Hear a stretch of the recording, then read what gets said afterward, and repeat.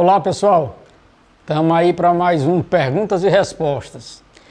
Gente, antes de eu começar a tentar responder aqui vocês, eu queria dar dois pequenos avisos, tá certo?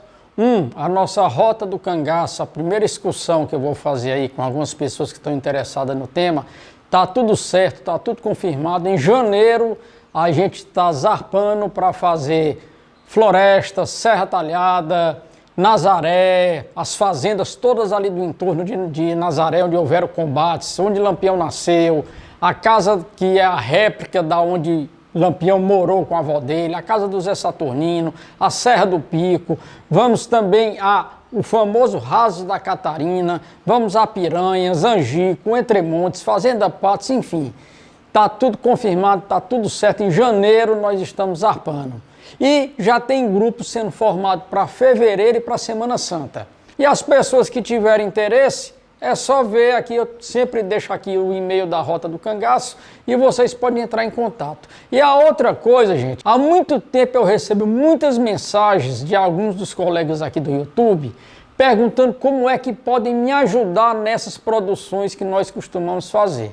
Vocês sabem pela qualidade do que a gente produz, do que a gente traz aqui para vocês, que é um trabalho bem feito, um trabalho bem elaborado. Eu venho fazendo isso há décadas, que eu venho fazendo isso sozinho. Enfim, até onde eu consigo fazer, eu estou fazendo porque eu gosto de fazer isso.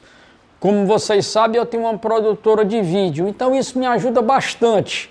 Falar nisso, quem quiser conhecer a nossa produtora é Laser Vídeo Produções. Vocês podem conhecer e ver os trabalhos que nós fazemos profissionalmente. Laser Vídeo Produções, vou deixar também aqui embaixo, para aquelas pessoas que não conhecem, na descrição abaixo desse vídeo, o link de onde vocês podem conhecer o que a Laser Vídeo faz há mais de 30 anos.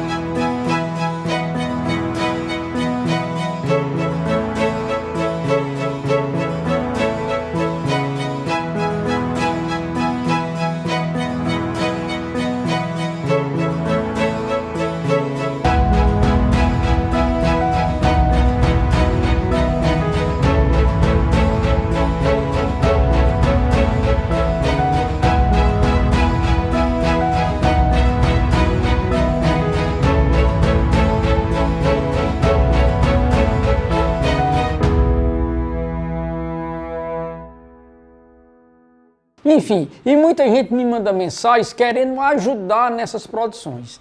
E eu vou deixar, pessoal, a partir de hoje, nos comentários, como vocês podem ajudar a gente a estar produzindo cada vez mais e com qualidade material para vocês. Não é nenhuma televisão, não, é no YouTube, mas a gente entrega um material para todos vocês assistirem com qualidade. Isso é o que é importante. Não só sobre o cangaço, mas também sobre turismo, cultura, aventura, como o vídeo que eu postei recentemente, lá dos cânions do Viana, um lugar fantástico. E vai vir mais 3 aí na sequência, que é o Canoas, a Serra da Capivara e Cocossi, que é aqui no Ceará, uma cidade tida como cidade fantasma. E além disso, muitas outras coisas. Tá bom, pessoal? Então quem quiser, quem puder ajudar o canal, eu agradeço. Agradeço realmente de coração, e essas pessoas que puderem fazer isso vão ter algumas surpresas que eu espero também fazer por merecer essa ajuda de vocês. Ok? Bom, já falei demais, então vamos começar aqui com as dúvidas que vocês mandaram aí pra gente. José Enoque perguntando se, na minha opinião, Lampião foi um covarde. Amigo, isso aqui que você está dizendo, muitas pessoas falam em relação a alguns comandantes de volantes, alguns volantes chamando eles de covarde porque só agiu porque estava com a volante junto. Os cangaceiros também. Os cangaceiros só subjugavam o sertanejo e alguns volantes presos porque agiam em bando. Não tem relatos de um cangaceiro só ou de um volante só e enfrentar ninguém assim a peito aberto, coisa desse tipo, não, era difícil. Eles agiam porque estavam em bando, tanto cangaceiro como volante. Tanto é que isso se dá nome de uma força. Eram vários homens juntos, só assim que eles podiam subir e jogar as pessoas. Caso contrário, é diferente de você estar dentro de um ringue, você vai enfrentar um mano a mano, como se diz. Então, essa história do covarde, viu, ô José Enoque? Se a gente for pensar dessa forma, sim. Não só o Lampião, como alguns volantes também eram covardes, porque para bater, para torturar, enfim, para fazer o diabo com aquelas pessoas, tinham que ter outros ali juntos, porque ele sozinho não ia conseguir fazer. Você acha que Lampião, digamos, sozinho, ele ia conseguir fazer o que ele quisesse com qualquer sertanejo? Acredito que não. Digamos, Lampião encontrou um Davi Jurubeba pela frente, um Antão Jacó, pronto. Dois homens desses, tete a tete. Lampião ia conseguir, ou o contrário, ele ia conseguir fazer com o outro. Se ele estivesse com um bando ou com um volante ali junto, não. Podemos chamar isso de covardia? Sim, acredito que sim. Enfim, é uma pergunta interessante, mas eu penso dessa forma. Natan Gomes está dizendo uma coisa aqui que eu acho que você não compreendeu muito bem. Quando você diz a respeito do tiro que Panta disse que deu na cabeça de Lampião, que atirou em Maria, e que até o sargento Elias disse que Panta era mentiroso. Olha, eu nunca vi o sargento Elias dizer que Panta era mentiroso, porque ele estava lá e ele viu o que aconteceu, e eu conheci o sargento Elias muito bem, e eu nunca vi ele dizer isso. Vamos tentar esclarecer um pouquinho isso daí, gente. Quem são as pessoas, falar de volante, que chamam o Panta de mentiroso? Vocês podem prestar atenção que o que eu vou dizer é um fato concreto. São aqueles volantes que não estavam em Angico. Por que que eu acho que eles dizem isso? Como muitos deles não estavam, então eles ouviram o Panta falar daquela maneira que o Panta falava, o que é que isso significava para eles? Que Panta estava contando farofa, que era mentira dele, etc e tal.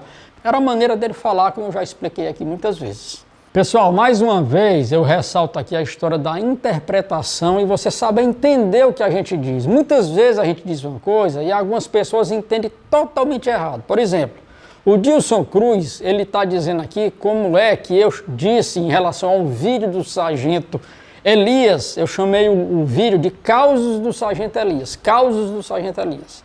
E ele diz aqui até de uma forma, enfim, como é que eu tenho a coragem de destratar, menosprezar, digamos assim, o sargento Elias, que prestou tantos depoimentos, tal, como se eu estivesse depreciando o sargento Elias, em tratar o vídeo como Causos do Sargento Elias. Vamos lá. Gente, causos, por que é que eu chamei de causos? Porque o próprio sargento Elias, quando ele contava coisas que ele não participou, ele dizia, eu vou contar aqui um caso que me contaram.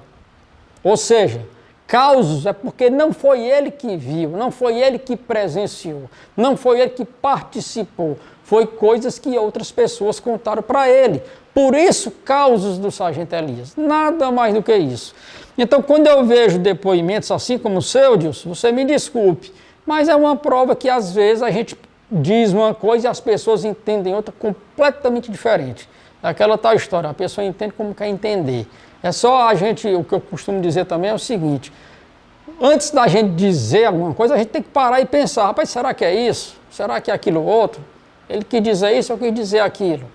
E na dúvida, pergunte e não aponte dedos, não acuse dessa forma. Porque algumas pessoas leem os comentários, claro, e outra pessoa desavisada pode dizer que eu estava depreciando o depoimento do sargento. Mas quem me conhece sabe que eu não deprecio o depoimento de ninguém, seja quem for. Eu trato todas as pessoas que deram depoimento para mim, não só remanescentes, como pesquisadores, sertanejos, enfim, quem quer que seja, todo mundo eu trato bem e nunca destratei ninguém, nunca. Inclusive eu nunca destratei ninguém aqui no canal. Muito embora que acolá tenha alguém aqui dizendo que eu destratei alguém, eu não destrato ninguém. Eu posso até alguma hora responder alguma coisa um pouquinho mais áspero, mas eu nunca disse um palavrão com ninguém, nunca disse... Enfim, vocês que me acompanham sabem como é que eu sou. Uma coisa interessante do Pedro Júnior, falar um pouquinho sobre o novo cangaço, que muitas pessoas estão relacionando isso com o cangaço lampiônico.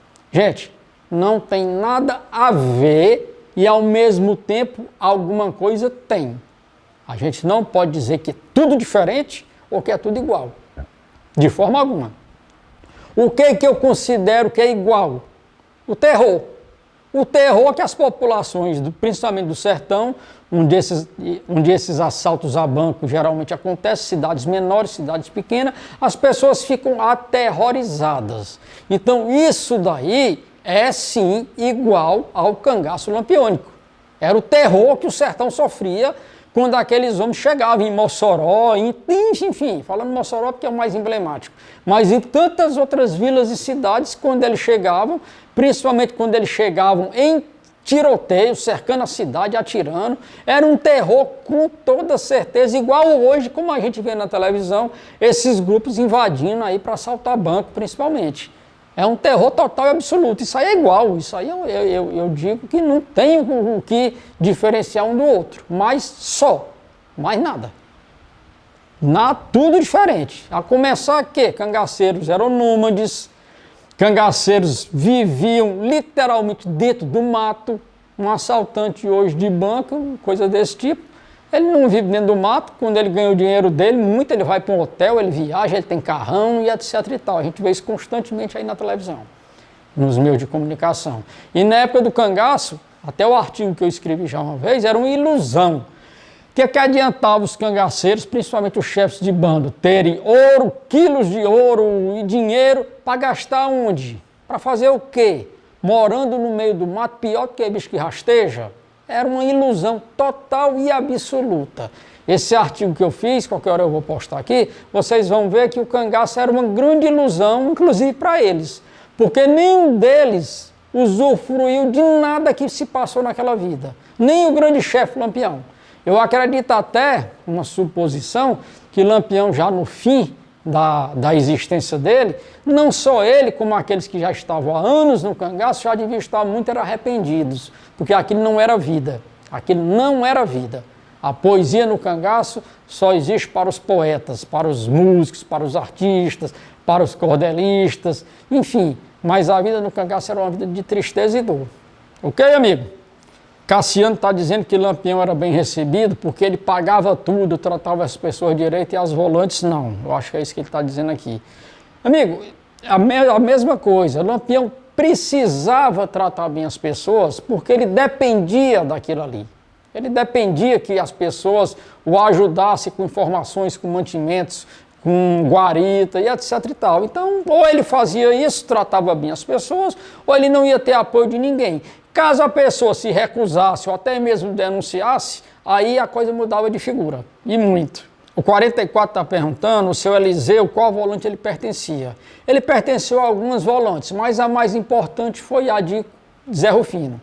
Ele pertenceu à volante de Zé Rufino durante bastante tempo. O IEM está fazendo algumas referências aqui em relação a candeeiro e a outros cangaceiros, que nos vídeos eles são alegres, são divertidos e etc. Como é que esses homens podem ter sido cangaceiros? Mas é aquela tal história, quando você está no meio, digamos, de uma galera hoje em dia, de uma turma, praticamente se torna o que aquela turma é. Mas como se diz, como o seu Luiz Cazuza dizia, só sabe o que está dentro de um balseiro quem está dentro dele. Então eu acredito que era mais ou menos por aí. O Candidê, ele está falando uma coisa aqui, amigo, que você falou aqui, eu vou falar porque você perguntou, né?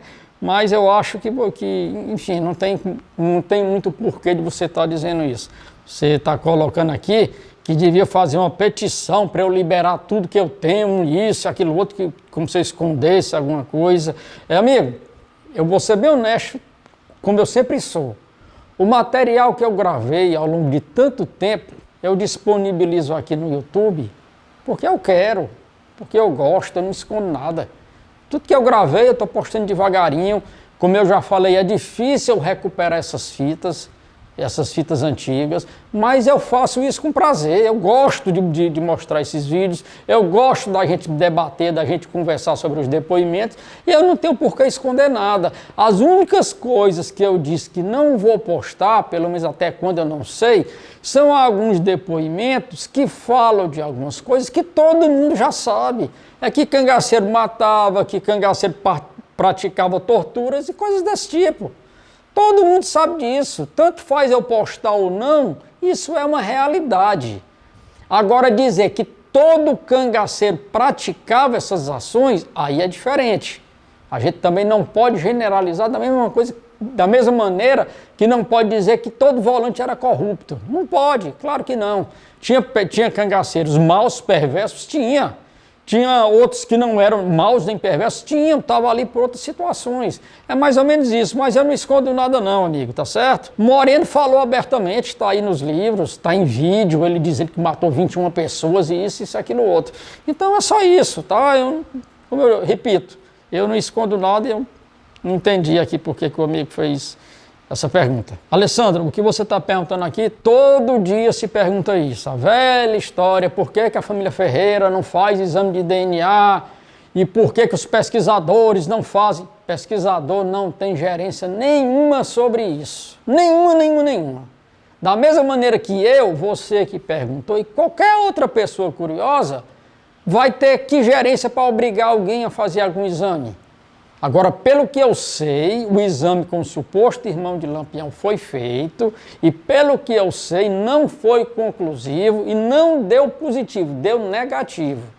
Porque não conclusivo, pelo que eu soube na época, é negativo. Eu não sou perito no assunto, não entendo disso, mas é isso. E pelo que eu sei também, a dona Expedita fez outros e todos deram negativo. O que eu acho a família Ferreira não vai ficar mostrando isso todo dia para todo mundo que pergunta. Enfim, a minha opinião, eu não tenho aqui nenhum papel, nem nada para defender familiar, B, C ou D, coisa nenhuma. Eu apenas estou dizendo aqui o que eu sei, o que eu pelo menos acho que sei.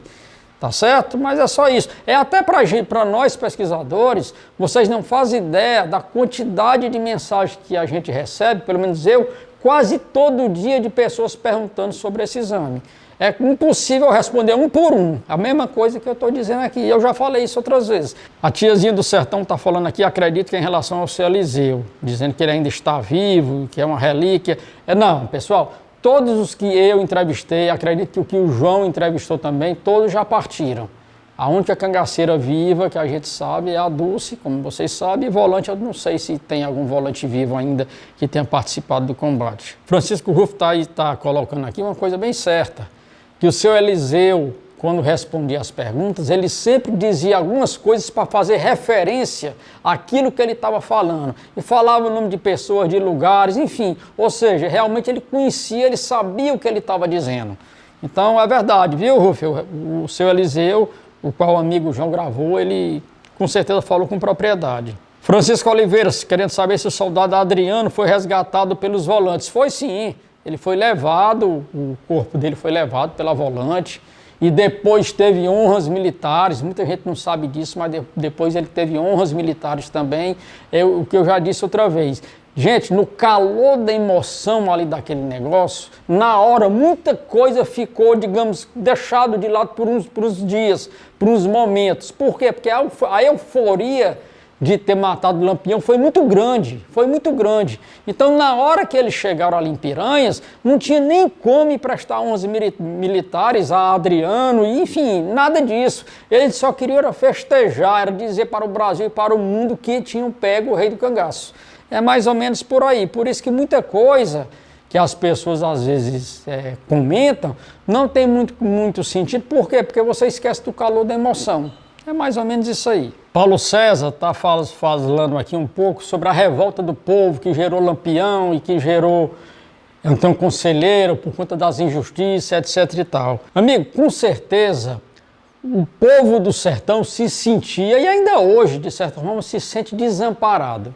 E isso gerou algumas coisas de violência? Gerou pessoas que se revoltaram contra o sistema?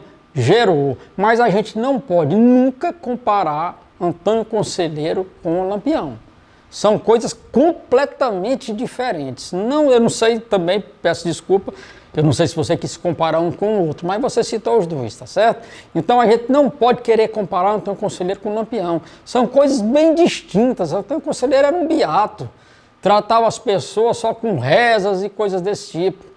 Lampião não, Lampião era com armas em mãos, muito embora até um conselheiro tenha se defendido lá com seus jagunços, com seus homens do ataque do exército e tudo mais, sim, mas ele não era como Lampião, ele não agia em bandos atacando e assaltando as pessoas, nem vilas, nem cidades, isso não acontecia da forma que Lampião fez. E Lampião, volto a repetir, com tristeza, porque eu queria que tivesse sido o contrário, mas Lampião não tinha bandeira social, nem política, nem religiosa, nem nada. Isso é uma realidade que me dói dizer isso, porque, como eu já disse outras vezes, eu queria que ele tivesse sido um grande Robin Hood, mas infelizmente não foi. Infelizmente não foi. Fabrício Barros falando aqui sobre o ataque a Mossoró em relação a Marcilon. Ele dizendo aqui, se Marcilon já sabia tudo que tinha em Mossoró, como é que mesmo ele sabendo que Mossoró estava em armas para se defender de Lampião, ele ainda teve coragem de atacar Mossoró? Não, amigo, não é bem por aí. Marcilon, ele levou a Lampião a ideia de atacar Mossoró por conta de Isaías Arruda, que todo mundo sabe disso.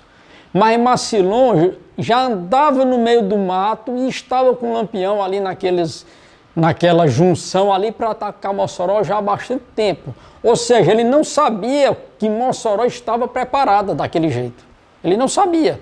Ele sabia só que Mossoró era uma cidade boa, uma cidade que tinha dinheiro, que eles achavam que não ia ter nem resistência, enfim. Mas ele não sabia o que estava sendo preparado ali. E Marcilon, como não estava lá, não tinha como ele saber o que estava acontecendo na cidade. Tá certo? Eu acho que é mais ou menos por aí. Tem outras pessoas aqui falando da história do cadáver de Lampião, onde é que está, o DNA que não foi feito. Bom, isso aí deixa para outras pessoas se quiserem responder, porque não, por enquanto eu não vou mais nem falar sobre isso, porque a pessoa aqui fala até desse lenga-lenga, etc. Lenga-lenga é essa história de estar sempre as mesmas pessoas perguntando a mesma coisa, o DNA, o DNA, o DNA. Só quem fala nisso é quem nunca andou no meio de estudo, no meio de pesquisa, nunca participou de nenhum evento, enfim, gente, isso já foi explicado muitas vezes.